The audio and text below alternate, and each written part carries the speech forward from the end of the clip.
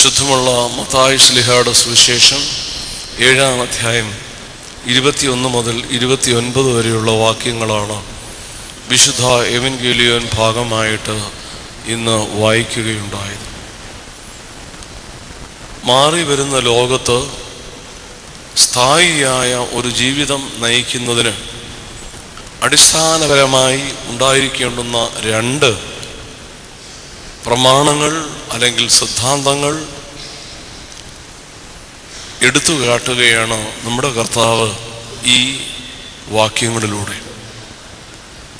അദ്ദേഹം പറയുകയാണ്, നല്ല 2 സദൃശ്യങ്ങൾ പങ്കുവയ്ക്കുകയാണ്. അതിൽ ഒന്ന് പാറയിൽ പണിയുന്ന വീടും മണൽത്തിട്ടയിൽ പണിയുന്ന വീടും എന്നുള്ളതാണ്.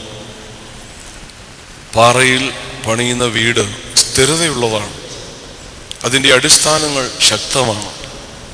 എന്നാൽ മണലിൽ പണിയുന്ന വീടാവട്ടെ, അതിന് സ്ഥിരതയില്ല. കാറ്റടിച്ചാൽ, ഓളങ്ങൾ ഉയർന്നാൽ, ആഴിയിലെ തിരമാലകൾ ശക്തിപ്പെട്ടാൽ അത് ഈ വീടിന്മേൽ അടിച്ച് അത് തകരുവാൻ സാധ്യതയുണ്ട്.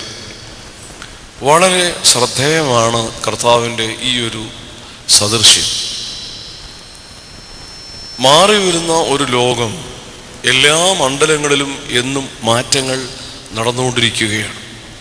മാറ്റങ്ങൾ പാടില്ല എന്നർത്ഥമില്ല. ഭാരതീയ ചിന്തയിൽ, പ്രത്യേകിച്ച് ബൗദ്ധ ദർശനത്തിൽ ശ്രീബുദ്ധൻ അടിവരയിട്ട് പറയുന്ന പ്രമാണങ്ങളിൽ ഒന്ന് തിയറി ഓഫ് മൊമെന്റേറിനെസ് അല്ലെങ്കിൽ ക്ഷണികവാദം എന്നുള്ളതാണ്. എന്ന് പറഞ്ഞാൽ everything in the world is changing. ഈ ലോകത്ത് എല്ലാം മാറിക്കൊണ്ടിരിക്കുകയാണ്. സ്ഥിരമായിട്ട് നിൽക്കുന്നത് ഒന്നും ഇല്ല എന്നതാണ്. ഇതൊരു ലോക സിദ്ധാന്തം തന്നെയാണ്. നമ്മുടെ ജീവിതം പരിശോധിച്ചാൽ ഓരോ ദിവസം കഴിയും തോറും സമൂഹത്തിൻ്റെ സ്പന്ദനങ്ങൾക്ക് വ്യത്യസ്തതകൾ നേരിട്ടുകൊണ്ടിരിക്കുകയാണ്. ഇന്നലകളിൽ ഉന്നതം എന്ന് കരുതിയ മൂല്യങ്ങൾ ഇന്ന് അത്ര വലുതാണെന്ന് കരുതാത്ത ഒരു ലോകക്രമത്തിലാണ് കഴിയുന്നത്. അങ്ങനെ എല്ലാ മണ്ഡലങ്ങളിലും ഭൗതികവും ആത്മീയവും ആയ എല്ലാ മേഖലകളിലും സ്ഥിരം മാറ്റങ്ങൾ സംഭവിച്ചുകൊണ്ടിരിക്കുകയാണ്. അതുകൊണ്ട് മാറ്റങ്ങൾ പാടില്ല എന്ന് പറയാൻ സാധിക്കുകയില്ല. എന്നാൽ മാറി മാറി വരുന്ന ലോകക്രമങ്ങൾക്കിടയിൽ എങ്ങനെയാണ് ഒരു ക്രിസ്ത്യാനി ജീവിക്കേണ്ടത്, എങ്ങനെയാണ് ശക്തമായ ഒരു ക്രൈസ്തവ ജീവിതം കെട്ടിപ്പടുക്കേണ്ടത്, അതിനാണ് കർത്താവ് ഈ സദൃശ്യം പറയുന്നത്. പാറയിൽ പണിയുന്ന വീട്, മണൽത്തിട്ടയിൽ പണിയുന്ന വീട്. മണൽത്തിട്ടയുടെ സവിശേഷത എന്താണ്? അതിന് ഉറപ്പില്ലാത്തതാണ്, വേവറിങ് ആണ്. കാറ്റടിച്ചാൽ മണൽത്തിട്ടകളിൽ നിന്ന് മണൽക്കാറ്റ് തന്നെ ഉണ്ടാകാനായിട്ട് സാധ്യതയുണ്ട്. ഒരു wavering mind, wavering attitude towards life, ജീവിതത്തോട് തന്നെ ഉണ്ടാകുന്ന ഒരു വേവറിങ് ആറ്റിറ്റ്യൂഡാണ്. എന്നാൽ അവിടെ ഒരു ക്രിസ്ത്യാനി സ്വീകരിക്കേണ്ടത്, അല്ലെങ്കിൽ ഒരു നല്ല ജീവിതം നയിക്കുവാൻ വേണ്ടിയിരിക്കുന്നത് അതിശക്തമായ പാറ കണ്ടെത്തുക എന്നതാണ്. ഏതാണ് ആ പാറ? തർക്കിക്കേണ്ട പാറ ക്രിസ്തുവാണ്. മോശയുടെ ജീവനെ രക്ഷിച്ചത് പിളർന്ന പാറയാണെന്ന് നാം വായിക്കുന്നുണ്ട് പുറപ്പാട് പുസ്തകത്തിൽ. പിളർന്ന പാറയുടെ പിളർത്തിനിടയിലേക്ക് ഈ മോശ കയറി യഹോവയുടെ തേജസ് കടന്നുപോയി, അവൻ മരിച്ചില്ല എന്ന് എഴുതിയിരിക്കുകയാണ്. ജീവന് കാരണമായത് മോശയ്ക്ക് ഈ പിളർന്ന പാറയാണെങ്കിൽ, വീണ്ടും നാം വായിക്കുന്നുണ്ട്, രഫീദീമിൽ ദാഹിച്ചു വരേണ്ട ദൈവജനത്തിന് ദാഹജലം കിട്ടിയത് പാറയിൽ നിന്നാണ്. മോശ കരഞ്ഞ് നിലവിളിക്കുകയാണ്, ഞാൻ എവിടുന്നാണ് ജലം കൊടുക്കേണ്ടത്? നീ നടക്കുക, നേരെ ഹോറേബിലേക്ക് ചെല്ലുക, പാറ കാണും അവിടെ, ആ പാറയിൽ ഞാൻ നിൽക്കും, പാറയിൽ നീ അടിക്ക്, നിന്റെ ജനത്തിന് വേണ്ട വെള്ളം അവിടെ കിട്ടുന്നതാണ്. ഈ പാറ ക്രിസ്തുവായിരുന്നു എന്നാണ് പരിശുദ്ധനായ പൗലോസ് ശ്ലീഹ അദ്ദേഹത്തിൻ്റെ 1 കൊരിന്ത്യർ ലേഖനത്തിൻ്റെ 10-ാം അധ്യായത്തിൻ്റെ 4-5 വാക്യങ്ങളിൽ പറഞ്ഞിരിക്കുന്നു, ഒരേ പാറയിൽ നിന്നല്ലോ അവർ കുടിച്ചത്, ആ പാറ ക്രിസ്തുവായിരുന്നു. അതുകൊണ്ടാണ് ആരാധനയിൽ ശോശബ ആഘോഷിക്കുന്ന നേരത്ത് കാർമ്മികർ ചൊല്ലുന്നത്, ഇസ്രായേലിലെ 12 ഗോത്രങ്ങൾക്ക് 12 നീരുറവ ഒഴുക്കിക്കൊടുത്ത തീക്കൽപ്പാറ നീ തന്നെയാകുന്നു. അതുകൊണ്ട് യഥാർത്ഥ പാറ ആരാണ്? അത് കർത്താവായ യേശു ക്രിസ്തുവാണ്. ആ പാറയിലാണ് അക്ഷരാർത്ഥത്തിൽ സഭയെ പണിയേണ്ടത്.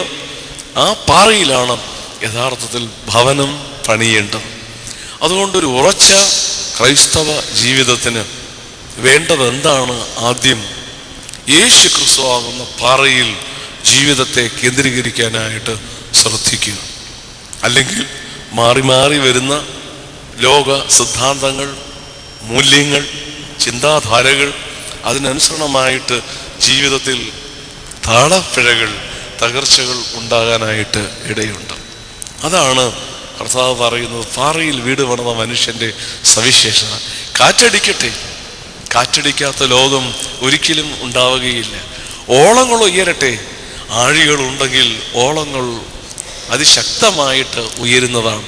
അതുകൊണ്ട് കാറ്റിനെ തടുക്കുന്നതിനേക്കാൾ, ഓളങ്ങളെ തടുക്കുന്നതിനേക്കാൾ, തിരമാലകളെ തടഞ്ഞു നിർത്തുവാൻ അണക്കെട്ടുകൾ ഉണ്ടാക്കുന്നതിനേക്കാൾ നമുക്ക് വേണ്ടതെന്താണ്? പണിയുവാനായിട്ട്, ഭവനം പണിയുവാനായിട്ട് ശക്തമായ പാറയെ കണ്ടെത്തുക. ആ പാറ യേശു ക്രിസ്തുവാണ്. അതുകൊണ്ട് ക്രിസ്തുവിലേക്ക് തിരിയാതെ, യേശു ക്രിസ്തുവിലേക്ക് തിരിയാതെ ഒരാൾക്കും അർത്ഥവത്തായ ജീവിതം നയിക്കാൻ സാധിക്കുകയില്ല. തീർത്ഥാടന കേന്ദ്രങ്ങൾ ധാരാളമുണ്ട്. തീർത്ഥാടന കേന്ദ്രങ്ങളിൽ തീർത്ഥാടനം നടത്തുന്നത് നല്ലതാണ്. പക്ഷേ തീർത്ഥാടന കേന്ദ്രങ്ങളിലെ തീർത്ഥാടനത്തിലൂടെ കണ്ടെത്തേണ്ടത് ഒരു പരിശുദ്ധനെ അല്ല, മറിച്ച് സർവശക്തനായവനെ, കർത്താവായ യേശു ക്രിസ്തുവിനെയാണ് കണ്ടെത്തേണ്ടത്. ആ കണ്ടെത്തലിന് സഹായകരമാകുകയാണ് പരിശുദ്ധന്മാര് ചെയ്യുന്നത്. ഇന്നിവിടെ കൂടിയിരിക്കുന്ന നിങ്ങളെല്ലാം, ഞാനും യഥാർത്ഥത്തിൽ പരിശുദ്ധനായ പരിമലത്തിരുമേനിയുടെ അനുഗ്രഹം തേടി വന്നിരിക്കുന്നവരാണ്. എന്തിനു വേണ്ടി? അതാ നമ്മൾ ചിന്തിക്കേണ്ടത്. എന്തിനു വേണ്ടി? പരിമലത്തിരുമേനിയുടെ അനുഗ്രഹം നേടിയെടുക്കുന്നത് യേശു ക്രിസ്തുവിനെ നല്ലതുപോലെ കാണുവാനായിട്ടായിരിക്കണം. ആ പാറയെ നല്ലതുപോലെ കാണുവാനായിട്ടായിരിക്കണം. അതുകൊണ്ട് തീർത്ഥാടന കേന്ദ്രങ്ങളിലേക്കുള്ള തീർത്ഥാടനം നല്ലതെങ്കിലും അതിലൂടെ ആർജിച്ചെടുക്കേണ്ടത് ക്രിസ്തുവിനെ കണ്ടെത്തുക. യേശുവേ, നീ തന്നെയാണ് എൻ്റെ ആശ്രയം. യേശുവിലാണ് എൻ്റെ ആശ്രയം. യേശുവിലാണ് ആശ്വാസം. യേശുവിലാണ് എൻ്റെ ആശ്വാസം. അടുത്ത കാലത്ത് വളരെയേറെ ശ്രദ്ധിക്കപ്പെട്ട ക്രിസ്തീയ ഗാനങ്ങളിൽ ഒന്നാണത്. അതുകൊണ്ട് യേശു ക്രിസ്തുവിലേക്ക് തിരിയുക. യേശു ക്രിസ്തുവിൽ ഭവനം കെട്ടിപ്പടുക്കുക. കാറ്റുകൾ അടിക്കട്ടെ, ഓളങ്ങൾ ഉയരട്ടെ, തകരുകയില്ല ഭവനങ്ങൾ. രണ്ടാമത് കർത്താവ് പറയുകയാണ്, വാക്കുകളും പ്രവൃത്തികളും ഹൃദയം നിറഞ്ഞു കവിയുന്നതല്ലോ വായി പ്രസ്താവിക്കുന്നത്. നമ്മൾ യഥാർത്ഥത്തിൽ കാണുന്നത് എന്താണ്? വാക്കുകളും പ്രവൃത്തികളും തമ്മിലുള്ള വലിയ അന്തരം കാണുന്നുണ്ട്. ഈ അന്തരത്തിൻ്റെ കാരണം എന്താണെന്നറിയാമോ? ഈ അന്തരത്തിൻ്റെ കാരണം ആന്തരികമായിരിക്കുന്ന ഒരു അനുരഞ്ജനത്തിന് വ്യക്തികൾ തയ്യാറാവുന്നില്ല. യഥാർത്ഥത്തിൽ നമുക്കുണ്ടാകേണ്ടുന്ന റെക്കൺസിലിയേഷൻ, അനുരഞ്ജനം അവനവനോട് തന്നെയാണ്. എൻ്റെ ശരീരവും എൻ്റെ ആത്മാവും എൻ്റെ വാക്കുകളും എൻ്റെ കർമ്മങ്ങളും ഇവ തമ്മിൽ ഉണ്ടായിരിക്കേണ്ടുന്ന ഒരു റെക്കൺസിലിയേഷൻ, അനുരഞ്ജനം, അതില്ലാതെ പോയാൽ മഹൽക്കാര്യങ്ങൾ ഏത് ചെയ്താലും അതൊന്നും ഫലവത്താകുകയില്ല. അതുകൊണ്ട് ഓരോ വിശ്വാസിക്കും ഉണ്ടായിരിക്കേണ്ടുന്നതും ഈ ആന്തരികമായ റെക്കൺസിലിയേഷനാണ്, ആന്തരികമായിരിക്കുന്ന അനുരഞ്ജനമാണ്. ആ അനുരഞ്ജനം ഉണ്ടോ ഇല്ലയോ എന്ന് അവനവൻ തന്നെ തീരുമാനിക്കേണ്ടതാണ്. എൻ്റെ വാക്കുകൾ, എൻ്റെ ധാരണകൾ അതെവിടെയാണ് നിൽക്കുന്നത്? എൻ്റെ കർമ്മങ്ങൾ എവിടെയാണ് നിൽക്കുന്നത്? പ്രാർത്ഥിക്കണം എന്ന് പറയുന്ന ഞാൻ അതിന് തയ്യാറാണോ? വിശുദ്ധ വചനം വായിക്കണമെന്ന് പറയുന്ന ഞാൻ അതിന് തയ്യാറാണോ? ഇങ്ങനെ ജീവിതത്തിലെ ചെറിയ ചെറിയ കാര്യങ്ങൾ തൊട്ട് വൻ കാര്യങ്ങളിൽ വരെ ഉണ്ടാകുന്ന താളപ്പിഴയുടെ അടിസ്ഥാന കാര്യങ്ങളിൽ മറ്റൊന്ന് ഈ ആന്തരിക അനുരഞ്ജനം ഇല്ലാത്ത അവസ്ഥയാണ്. അതുകൊണ്ട് സാക്ഷ്യമുള്ള ജീവിതം നയിക്കുവാൻ, അല്ലെങ്കിൽ മാറി വരുന്ന ഏറെ മാറ്റങ്ങൾക്ക് വിധേയമാകുന്ന ലോകത്ത് അർത്ഥമുള്ള ജീവിതം നയിക്കുവാൻ വേണ്ടിയിരിക്കുന്ന അടിസ്ഥാനപരമായ 2 കാര്യങ്ങളെ ഇന്ന് ഈ വേദഭാഗത്തൂടെ കർത്താവ് ഉയർത്തിക്കാട്ടുകയാണ്. ഒന്ന്, യേശു ക്രിസ്തുവാകുന്ന പാറയിൽ ഭവനം പണിയുവാൻ, ജീവിതം കെട്ടിപ്പടുക്കുവാൻ തയ്യാറെടുക്കുക. 2, ആന്തരികമായ അനുരഞ്ജനം അവനവൻ നേടിയെടുക്കുക. വാക്കുകളും കർമ്മങ്ങളും ഒന്നായി തീരട്ടെ. എവിടെയാണോ വാക്ക് ശക്തമാകുന്നത് അവിടെ കർമ്മങ്ങൾ ശക്തമാണ്. എവിടെയാണോ വാക്കുകളും കർമ്മങ്ങളും തമ്മിൽ അന്തരങ്ങളുള്ളത് അവിടെ വാക്കുകൾ ശക്തമായേക്കാം, കർമ്മങ്ങൾ അശക്തമായേക്കാം. അതുകൊണ്ട് ശക്തമായ വാക്കുകളും ശക്തമായ കർമ്മങ്ങളും നേടിയെടുക്കുന്ന ആന്തരിക അനുരഞ്ജനത്തിലേക്കും സർവശക്തൻ നമ്മെ നയിക്കട്ടെ എന്ന് പ്രാർത്ഥിച്ച് എൻ്റെ വാക്കുകളെ ചുരുക്കുന്നു. ദൈവം എല്ലാവരെയും വാഴ്ത്തി അനുഗ്രഹിക്കും.